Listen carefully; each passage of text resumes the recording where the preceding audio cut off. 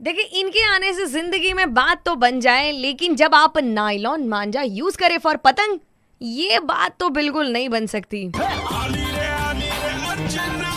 Morning number 1 घेऊन on super hits 93.5 red F M. पण काय काही लोक असतात ना की अगदीच प्रवाहाच्या विरोधात जाणारे, मग नायलॉन मांजा वापरणारे, पण त्यांना थांबवणारे लोकही आहेत, जसं की जयेश शिंदे, जे की ॲनिमल वेलफेअर असोसिएशनचे सचिव आहेत आणि तेच आज माझ्यासोबत बोलतायत, आपले एक्सपिरियन्सेस शेअर करतात. जयेश, जसं तुम्ही सांगितलं की म्हणजे संपर्क करतात किंवा AMCचं सुद्धा तुम्हाला तेवढीच साथ आहे, अशातच तुम्ही आत्तापर्यंत कितपत लोक किंवा प्राणी जे आहेत ते त्यांना रेस्क्यू केलंय आणि काय एक मेसेज द्याल रेडिओच्या माध्यमातून? आम्ही आतापर्यंत बरेचसे घार आहे, त्याच्यामध्ये वटवाघूळ आहे, नंतर नागरिक पण आहे, बरेचसे नागरिकांना कुणाला हाताला गळ्याला, आणि आपण पेपर माध्यमातून बघतोच या बातम्या. तर ह्या गोष्टी होऊ नये यासाठी आम्ही शाळा, महाविद्यालय व क्लासेसमध्येही याची मुलांमध्ये जनजागृती करू की नागरिकांना मांजा किती घातक आहे.